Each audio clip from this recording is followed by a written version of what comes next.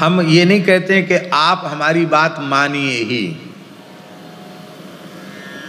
पर रुद्राक्ष और तुलसी में परस्पर कोई विरोध नहीं है।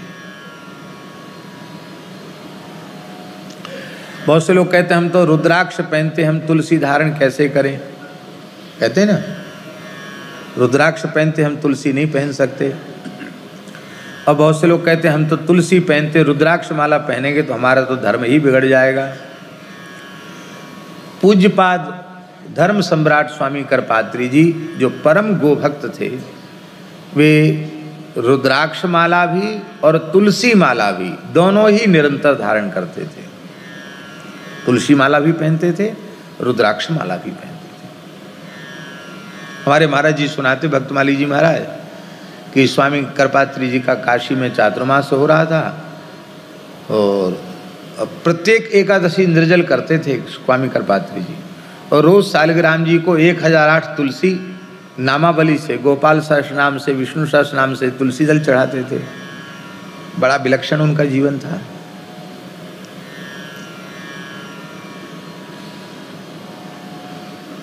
तो किसी ने कह दिया स्वामी करपात्री जी के बारे में कि वो तो, अरे करपात्री जी शुद्ध सन्यासी थोड़े ही हैं, वो तो आधे वैष्णव हैं। तो कुछ लोग भिड़ाने वाले होते हैं, तो उनमें से किसी व्यक्ति ने स्वामी जी के पास ये बात पहुंचा दी कि महाराज उन संत को तो आप बड़ा आदर देते हैं, और वो तो लोगों के बीच में कह रहे थे कि करपात्री जी कोई सन्यासी थोड़ी, शुद्ध सन्यासी नहीं है, वो तो आधे वैष्णव हैं। तो स्वामी करपात्री जी उठे और सीधे उन संत की कुटिया में पहुंच गए। काशी की घटना है। और हाथ जोड़कर बड़ी विनम्रता से, चातुर्मास में वो संस्कृत ही बोलते थे, संस्कृत में ही उन्होंने कहा कि हम तो अपने को पूर्ण वैष्णव मानते हैं, आपने हमको आधा वैष्णव कैसे कह दिया? तो वो आधे वैष्णव हम क्यों हैं, आप कृपा करके बता दो तो हम उस अधूरेपन को मिटा दें, हम पूरे हो जाएं। क्योंकि वैष्णव निष्ठापूर्वक तुलसी धारण करता, हम तुलसी धारण करते हैं। वैष्णव निरंतर नाम जप करता है, हम भी प्रयास करते हैं कि जगने से सोने तक निरंतर नाम जप करें। और वैष्णव एकादशी में निष्ठा रखता, हम प्रत्येक एकादशी निर्जल करते हैं। वैष्णव सालिग्राम पूजन करता, हम नित्य सालिग्राम पूजन करते हैं। तो कौन सी बात आपने न्यून देख ली जो हमको आधा वैष्णव कह दिया? हम तो पूरे वैष्णव हैं।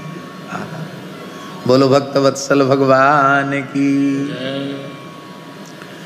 बाबा आपने नाम सुनो होगा जटिया बाबा का। ठाकुर श्री विजय कृष्ण गोस्वामी गौड़ीय परंपरा के श्री अद्वैताचार्य प्रभु के वंशज थे। आचार्य वंश में उनका जन्म हुआ था और बड़ा विलक्षण जीवन चरित्र है। उनका जीवन चरित्र अवश्य पढ़ना चाहिए। और उनके शिष्य हुए श्री कुलदानंद ब्रह्मचारी, उन्होंने एक पुस्तक लिखी सद्गुरु संग। वो तो इतनी विलक्षण है, हम तो क्या कहें, एक दो बार उसको पढ़ चुके, सुन चुके उस पुस्तक को। ऐसा निश्चल निष्कपट शिष्य हो तो उसके कल्याण में संदेह नहीं है।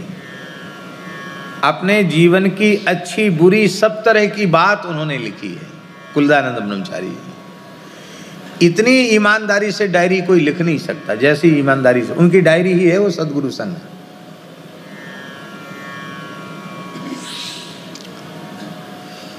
तो वो परंपरा से तो गौड़ीय थे, लेकिन तुलसी माला के साथ मोटे मोटे रुद्राक्ष की माला भी पहनते थे। तो उस जमाने में लोगों ने उनका बड़ा विरोध किया। उस जमाने में बाबा बहुत विरोध हुआ उनका। और विरोध कहाँ हुआ? प्रयाग कुंभ में। बाबा प्रयाग पधारे थे, वहाँ लोगों ने कहा कि इनको मनवाओ, नहीं तो ये इतने बड़े महापुरुष होके मनमाना करते हैं, नहीं तो इनको समाज से बहिष्कार करो इनका।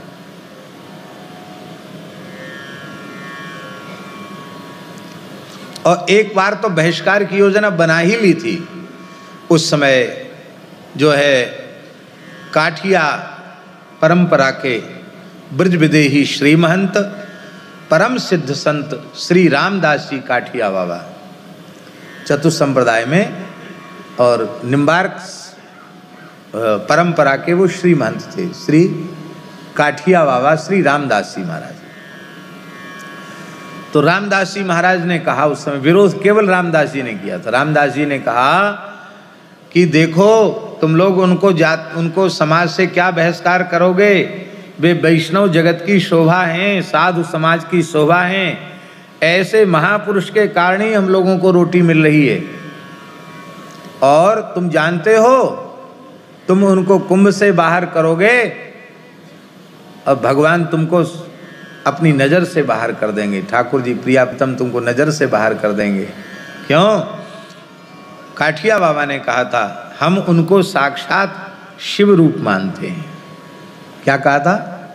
हम उनको शिव रूप मानते हैं, उनकी भक्ति शिवजी के जैसी है, वो तो शिवजी है। इसलिए उनके चरणों में जाकर प्रणाम करो, उनके प्रति जो दोष बुद्धि आई है। तो लोगों ने विरोध का शमन हो गया काठिया बाबा के उपदेश से। और बाबा बड़े विनम्र थे, चले आए, सबको साष्टांग प्रणाम किया। उन्होंने बैठ गए, बोले महाराज लोगों में बड़ी चर्चा है, आप तुलसी पहनते, रुद्राक्ष क्यों पहनते हैं?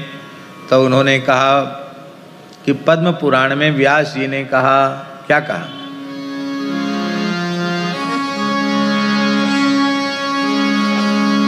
ये कंठ लग्न तुलसी नलिनाक्ष माला,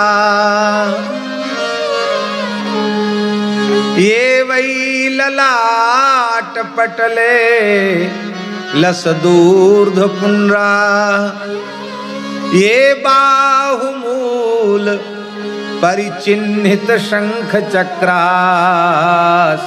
वैष्णवा भुवन मासु पवित्रयन्ति। पद्म पुराण में भगवान व्यास कह रहे हैं जिनके गले में तुलसी की माला है और रुद्राक्ष की कमल गट्टे की माला है, नलिनाक्ष माला, नलिन माने कमल और अक्ष माने रुद्राक्ष, कमल की माला, कमल के बीज की माला और रुद्राक्ष की माला है। और जिनके मस्तक पर ऊर्ध्वपुंड तिलक है, भगवान के आयुधों के चिन्ह बने हुए हैं। बाबा पुराने संत तो तिलक करके चंदन से ही शंख चक्र बनाए और गोपी चंदन ब्रजर ऐसे कर लिया, लग गए, आयुध की छाप हो गई भगवान के। ये बाहुमूल परिचिन्हित शंख चक्रा ते वैष्णवा, वो वैष्णव भुवनम आसु पवित्रयन्ति, सारे ब्रह्मांड को पवित्र कर देते हैं। लोगों ने स्वीकार किया, पर हम आपको आग्रह नहीं कर रहे हैं कि आप पहनो, लेकिन ये जरूर कह रहे हैं कि बहुत से लोग कहते हैं महाराज हम रुद्राक्ष पहनते, तुलसी धारण कर सकते हैं कि नहीं? तो रुद्राक्ष पहनने वाले भी तुलसी पहन सकते हैं। और तुलसी पहनने वालों के मन में है कि हम रुद्राक्ष पहने तो पहने, हमारी तरफ से तो शास्त्र की दृष्टि से कोई विरोध नहीं है। माई मेरे श्याम